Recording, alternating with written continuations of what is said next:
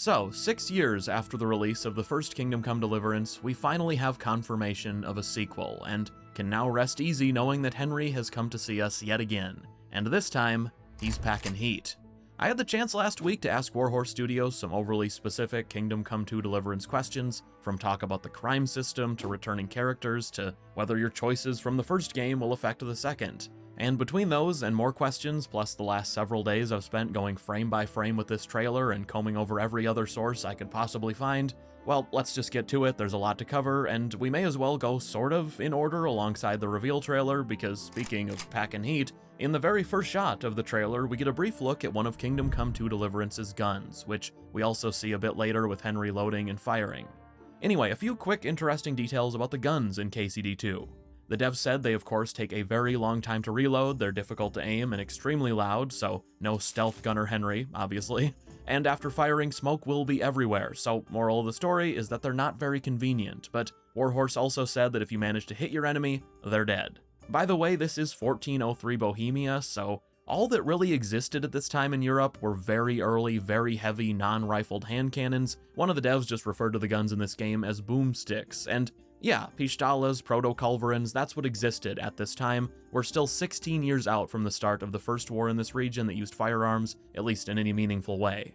And on that note, it was also said that NPCs, sometimes even in combat, will react to your guns as being extremely scary foreign objects, as most would have never seen anything like it, and that while using one yourself, it's even possible to blow yourself up, which, I mean, yeah, it wouldn't be KCD if that wasn't something that could happen. All right, you primitive screwheads, listen up. See this? This is my boomstick! Jumping past the trailer's opening battle scene, we get our first look at Trotsky Castle, which, if you don't remember, is where Henry and Hans are sent to deliver a message at the end of the first game. This castle and the surrounding area has been confirmed to be one of 2 separate maps in KCD2. The other being the city of Kuttenberg and its surroundings, and apparently the only loading screen you'll ever have to deal with in the open world is whenever you're traveling between those 2 maps.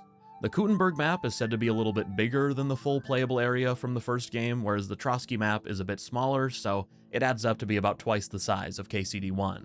For some extra kind of mind-blowing perspective, by the way, they said the entirety of Rate from KCD1 is approximately a street in Kuttenberg. And it was also said that Kuttenberg will be significantly more historically accurate than some of the previous settlements we've seen, because Kuttenberg is such an important city with far more documented history compared to, say, Talmberg or Sassau from KCD1. Speaking of, I did specifically ask Warhorse whether any areas from the first game would be returning in KCD2, and I was told outright that no, they won't be. After getting a good look at Trotsky though, we see Markvart again, who is the man who led the raid on Henry's hometown and killed his father. If you don't remember, he only shows up in the first game at the very beginning, you see him during the raid and then once more just after, and then he just disappears, never to be seen again. That said, considering Markvart von Aulitz was a real person who was already dead the year this game takes place, well, I'm thinking he might not be making it out of this one alive. And I'm not done yet. I'll find that Markvart von Aulitz, and when I'm done with him, even the demons in hell will feel sorry for him. We then get a shot of some blacksmithing work, which we also see from a first-person perspective much later in the reveal, and the Steam page does confirm that blacksmithing will be in the game for you to mess with.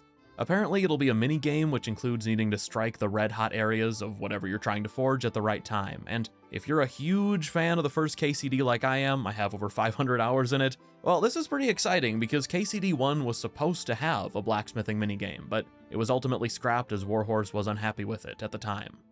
After that though, Henry is finally revealed in the trailer, and he's looking a little like Handsome Shrek. He's been doing some jaw exercises. Clearly, mewing was huge back in 1400s Bohemia. To clear something up though, Warhorse did say that KCD2 takes place, or I should say starts, only 2 days after the epilogue from the first, so this isn't much older Henry. I mean, it is possible there's some sort of mid or end game time jump, but Warhorse did mention several times over that I've found that this is a direct sequel, and that with this game they're aiming to wrap up the story they set out to tell in KCD1.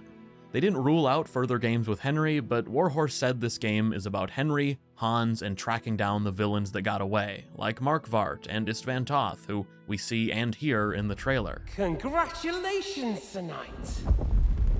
You finally become a man. Istvan is of course the one who has Henry's father's sword, which we somehow even get to see Henry reunite with in the trailer. I'm very, very, very curious how early into the game that is, as you can see Henry fighting with it extensively too. Anyway, a little after Henry's reveal, we get a shot of him kneeling over a body, maybe an unconscious Hans. And you know, I just have to say, I think this trailer paints a picture that's really interesting as to how Henry's combat skills get reset, especially when you consider a couple of dev comments. At the end of the first game, Henry and Hans ride out to deliver that message I mentioned with a few other soldiers that are sent to accompany them. We clearly see that group a few times in the trailer, all seemingly in the Trotsky Castle section of the map, which is where the game has been confirmed to start, but the trailer also makes it very obvious that things take a hard turn for the worse, I'm guessing pretty early on in the game. These clips I'm about to mention are all out of order in fragments across the full reveal, but we get Henry and Hans in a cell with no sign of the other men, so I'm wondering if they get offed pretty quickly. We see Henry taken out of the same cell, there's a shot of him strung up being beaten, and then a separate shot of Henry grasping at the ground like he just went down in Black Ops 2 Zombies. And in that very same room, I compared them, it's definitely the same one, there's another clip later in the reveal that shows that it's Hans who rescues him from that situation in a bit of a role reversal from the first game where Henry was always saving Hans's ass. We also see Henry severely wounded but bandaged with voiceover from Hans telling him to pull himself together and to pull through. And while I didn't ask about this directly, there was an interview from, I think, a German website where one of the devs said something goes horribly wrong early on in Henry and Hans's adventure, and that there's a story-based reason as to why Henry gets partially reset in terms of combat skill. It was mentioned that they get robbed, and it was also said that there's the element of Henry just being in a bigger city that would have more skilled foes than the backwater villages from KCD1, where whenever you weren't fighting humans, you were slaughtering some peasant girl's drunken uncle who decided to ambush you for Farkle money. What I'm getting at here is that it seems like Warhorse might have gone with the classic character from the first game who seemed OP at the end of it gets fucked up and robbed in the sequel, and boom, now you're maybe not back to square one, but you can no longer wipe out entire enemy camps with ease. Jesus Christ! Are you mad, Henry? You went there on your own? Yes. Since we were already talking about Hans, I also wanted to mention that we see him on the ground with an open faceplate, and one of my big pet peeves in the first game is that if you chose to wear a helmet, Henry would always have his visor or faceplate down in dialogue, so you'd never see him. I asked Warhorse directly if that has changed, if having it up or down is now an option, and they told me it is, which is cool. We also get our first look at the return of the greatest character of all time, not just in KCD, just in general, that being, of course, Father Godwin, who's the alcoholic, sword-fighting priest/former mercenary from the first game. And man, that is a really unique character description, but as you all know, Father Godwin took part in what is maybe the best quest in any RPG ever. Well, I have to say that was a fine evening.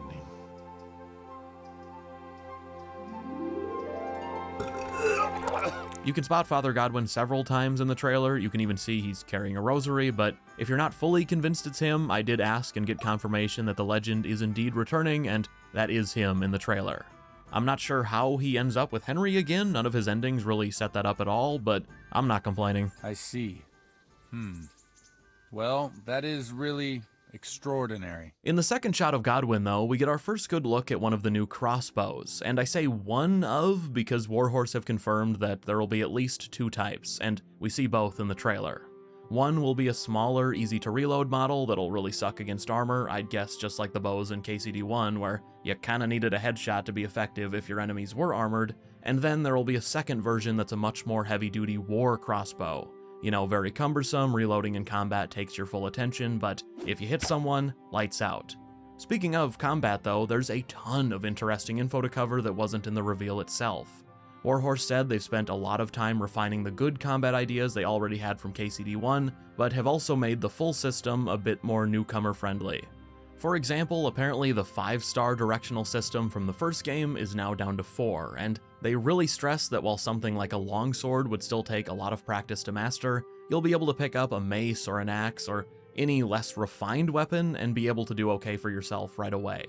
That said, it was also mentioned that if you're wanting to master the combat, there's still a lot to sink your teeth into. I mean, even from the trailer, you can see there are a ton of new techniques. I noticed, and I'm sure you did too because they were in your face, but there's multiple new combos targeting the lower body, which was not a thing in KCD1, and I was also very hyped to see half swording, where Henry is directly grabbing the blade of his sword. I'm curious if that's just a combo animation or maybe a full technique you can master. Warhorse also confirmed that they took care to better reward aggressive play this time around, which, to be honest, was music to my ears because by far the biggest issue the first game's combat had was that once you unlocked the Master Strike, you just had every incentive in the world to do nothing while sitting around waiting for your enemy to attack so you could press one button and boom, Master Strike, they're dead. Anyway, back to KCD2's combat, I will say, I do think the lower barrier to entry they're talking about is not only a really good thing, but it also just makes sense. Henry has some experience now, even if he gets robbed and maybe thrown off a cliff or two, that experience isn't going away, and even though this is a direct sequel, you could tell in the reveal that Warhorse were really trying to avoid slamming the door shut on people that, maybe didn't play the first game and don't want to go back now. They say outright that you can play KCD2 without having touched the first, and I mean, Henry's parents died, someone stole his dad's sword, Henry wants it back with a side of revenge, boom, you're 80% of the way to being caught up already. Oh, I made it too easy for you, didn't I? One of the final reveals we get in the trailer is the return of Mutt, of course the dog from KCD1 you could train. You could also spot him briefly, just not as the focus a bit earlier, but Warhorse have confirmed that in addition to Mutt, there will also be cats in KCD2, and that you can pet them as well as your horse. And since we're getting towards the end of the trailer footage, I think now is a good time to rapid fire through some info on other new returning systems that maybe didn't appear in the reveal or just showed up for a second later after the trailer when they were talking about other things. I did directly ask about how saves will work this time around and was told Save Your Schnapps will be back, that of course being the potion you could brew that a lot of people hate. I never minded it at all, although from what I understand, in the sequel, they'll be a bit easier to come by, and there will also be more autosaves than before, so you're never going to lose a huge chunk of progress in the main story. I asked about fast travel, that will work the same way it did in KCD1, as will lockpicking, other than, I guess, a UI refresh. One system that apparently has changed a lot is your reputation and how Henry is punished for committing crimes. In KCD1, it was pretty... well, there was major room for improvement. I liked it for the funny moments, but really, it boiled down to Henry being able to commit any crime from stealing an apple to murdering a family of 4, and all that would happen is the next time you'd see a guard, they'd just awkwardly say you did something wrong, sometimes with no specifics as to what. I feel like there's a difference between shoplifting a carrot and snuffing out a bloodline, but apparently the guards in KCD1 didn't think it was always worth mentioning what you did before they threw you in jail if you didn't pay them off or beat them up, and that's not even to mention that often the guards would apprehend you when they had no way of knowing you did anything. I can't tell you the amount of times I committed a crime absolutely no one saw in the dead of night, and somehow the guards still knew the next morning. Got you, and now I'll fix you good and proper. You'll soon learn what justice means. Anyway, in Kingdom Come Deliverance 2, Warhorse have mentioned that there's significantly more to this system.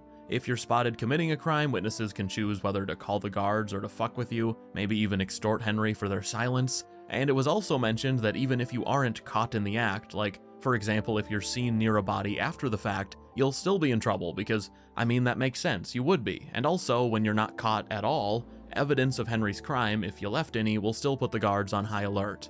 I also specifically asked about that scene late in the reveal where you see Henry getting branded. I was curious if that's part of the crime/reputation system, and sure enough, I was told that yes, it is, and for example, if you're caught stealing and are branded a thief, that brand will change the way characters react and speak to you, and apparently that brand will even have an effect on some of your stats until the wound heals. Also interesting is that not all of the effects are negative, as having a brand can lead to some positive connections with certain criminal NPCs. As far as some of the other returning systems, there's not much out there other than that they're coming back, and most of them are more or less the same. We see dice, a grindstone, alchemy, and there's also that scene of Hans and Henry about to take a swim, which led to a lot of people starting to wonder if swimming will be in the game as a new skill, but unfortunately Warhorse said that's just a cutscene, and I mean, I guess I say unfortunately, but I don't really care about swimming, although just a little fun fact about that scene, that location we see is a real-life one. It's a lake not far from Trotsky Castle. You wouldn't want your pride and joy shrinking.